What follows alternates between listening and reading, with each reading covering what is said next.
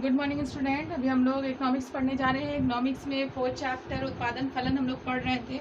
उसमें मैंने सारे टॉपिक्स आपको बता दिया था। पैमाना किसे कहते हैं, पैमाने के प्रतिफल क्या हैं, ये सारी चीज़ें मैंने आपको बता दी और लिखवा दी। ठीक है, अब आज ये लास्ट पार्ट मैं आपको बता रही हूँ। इसमें कुछ ऑब्जेक्टिव क्वेश्चंस है जो आप कर लेंगे।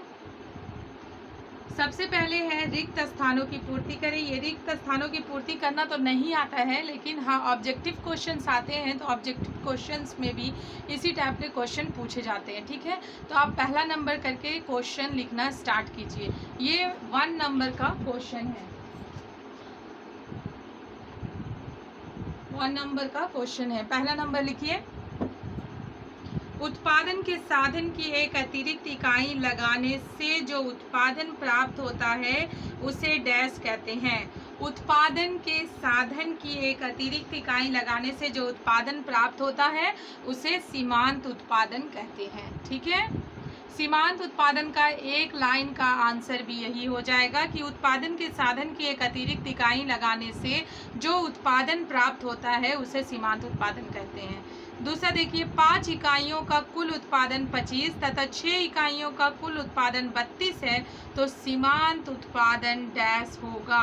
ठीक है, 5 इकाइयों का कुल उत्पादन 25 तथा 6 इकाइयों का कुल उत्पादन 32 है, तो सीमांत उत्पादन क्या हो जाएगा, 7 हो जाएगा। जैसे मैंने पहले आपको इसका न्यूमेरिकल्स बना के बता दिया है, तो आप उसी तरह से इसे बना के निकाल सकते हैं। तीसरा है, उत्पत्ति हार्स नियम के अंतर्गत उत्पादन बढ़ता है लेकिन डैश दर से। उत्पत्ति हार्स नियम के अंतर्गत उत्पादन बढ़ता है लेकिन डैश दर से, तो हम यहाँ पे आंसर लिखेंगे घटती दर से।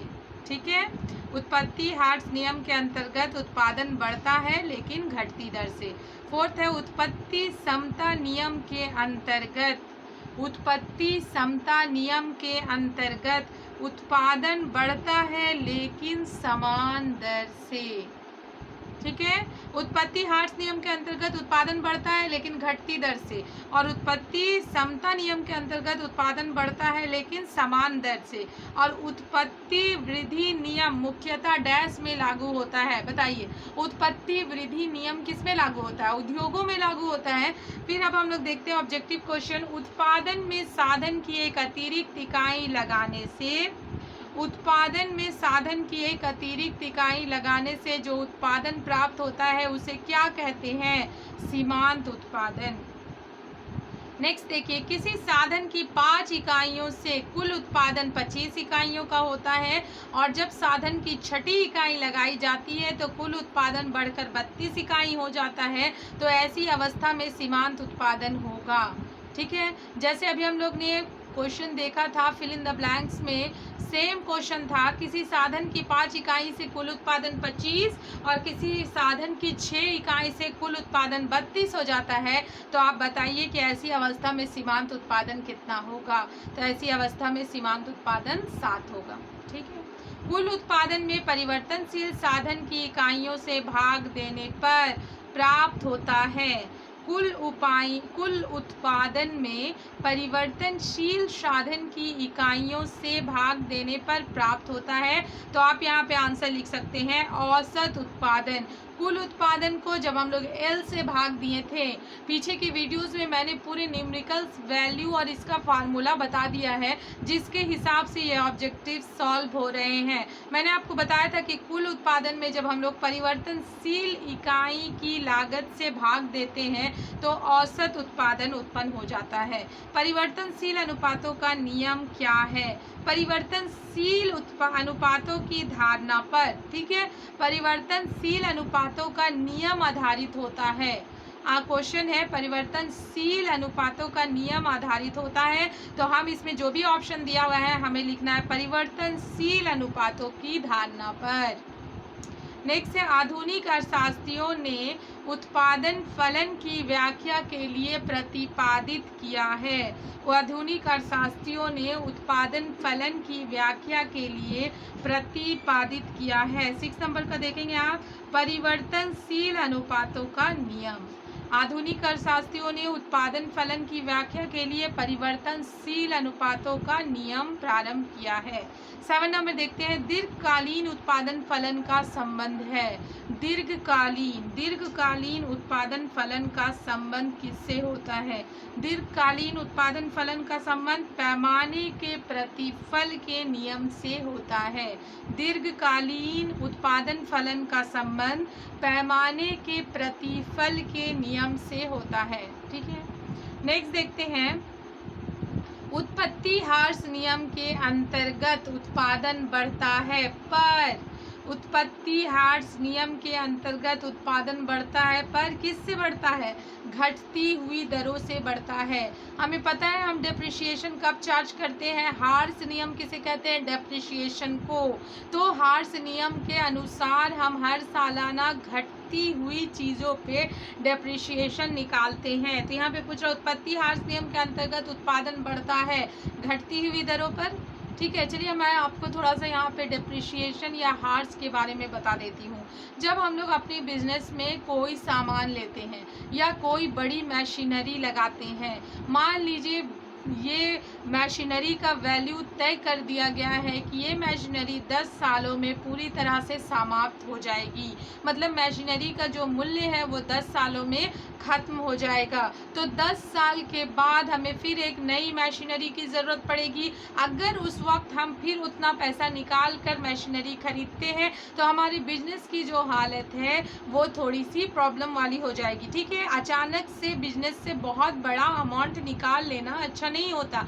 इसीलिए हम क्या करते हैं, मशीनरी या कोई भी ऐसी बड़ी सामग्री लेते हैं, बड़ा सामान लेते हैं, तो हम उसके लिए ह्रास चार्ज करते हैं। ह्रास का मतलब होता है कि उस चीज़ के लिए हर साल कुछ वैल्यू को डिपॉजिट रख देना, और जब 10 साल में वो मशीनरी समाप्त हो जाएगी, उसका वैल्यू ख़त्म हो जाएगा, तो हमारे पास एक बड़ा अमाउंट जमा हो जाएगा जिससे हम लोग दूसरी मशीनरी आसानी से खरीद सकते हैं। ठीक है, तो आप समझ गए कि ह्रास किसे कहते हैं। तो ह्रास हमेशा घटती हुई चीज़ों पर ही लिया जाता है।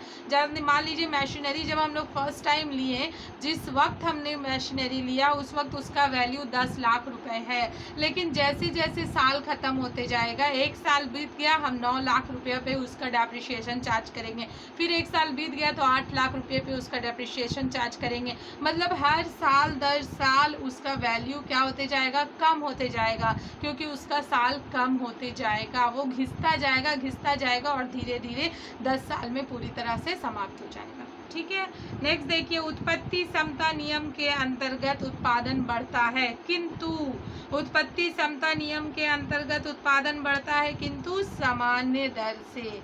किससे बढ़ता है? सामान्य दर से बढ़ता है। उत्पत्ति वृद्धि नियम लागू होता है, कहाँ लागू होता है? अभी मैंने बताया, उत्पत्ति वृद्धि नियम उद्योगों में लागू होता है, कृषि में मुख्यतः लागू होता है। अब कृषि में क्या लागू होता है? कृषि में मुख्यतः उत्पत्ति ह्रास नियम लागू होता है। कृषि में मुख्यतः उत्पत्ति ह्रास नियम लागू होता है। ठीक है, इसमें एक दो बहुत इंपॉर्टेंट क्वेश्चन है, जैसे मैंने आपको बताया था पैमाने के प्रतिफल का अर्थ बताएं। ये बहुत इंपॉर्टेंट क्वेश्चन है और ये 2009 में हमसे पूछ चुका है। ठीक है, तो इसको तैयारी कर लेंगे। पैमाने के समान प्रतिफल का अर्थ बताएं, पैमाने के प्रतिफल का अर्थ बताएं और पैमाने के स्थिर प्रतिफल का अर्थ बताएं। पैमाने का स्थिर प्रतिफल इंपॉर्टेंट है आपके लिए। उस तरह से हम लोग देखते हैं उत्पादन फलन किसे कहते हैं। उत्पादन फलन भी इम्पॉर्टेंट है, इसलिए उसे भी आप देख लेंगे। उसके बाद आपको पूछ रहा है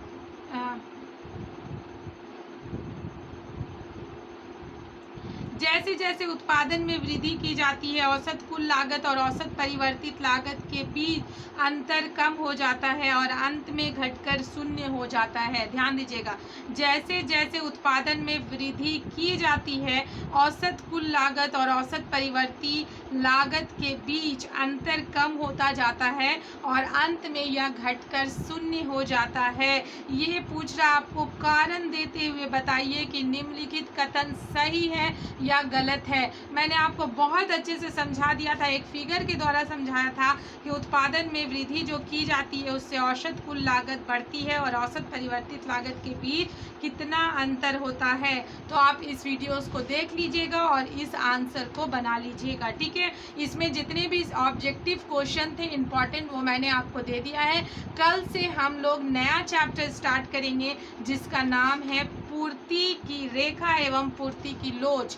इस चैप्टर को स्टार्ट करने से पहले मैं आपको बता देती हूँ कि ये चैप्टर मांग का नियम और मांग की लोच से पूरी तरह से रिलेटेड है। वहाँ हम लोग मांग का नियम पढ़ते थे, यहाँ हम लोग पूर्ति का नियम पढ़ेंगे। मांग और पूर्ति किसे कहते हैं? मांग, जब किसी चीज़ का डिमांड होता है तो उसे मांग कहा जाता है, और जब उसी चीज़ का, जिस चीज़ का डिमांड है उसको जब पूरा कर दिया जाता है तो उसे पूर्ति कहते हैं, ठीक है। तो ये जो चैप्टर है, चैप्टर नंबर 5 पूर्ति, ये पूरी तरह से चैप्टर नंबर 3 मांग और मांग की लोच से रिलेटेड है। तो आप प्लीज़ मांग और मांग की लोच का नोट्स पूरी कॉपी में तैयार कर लीजिए, क्योंकि उसको तैयार करने से आपको ये पूर्ति और पूर्ति की रेखा और पूर्ति की लोच बहुत अच्छे से समझ में आएगी। तो कल से हम लोग ये नया चैप्टर स्टार्ट करेंगे, तो फिर कल हम आपको नया चैप्टर बताएंगे। Okay, thank you.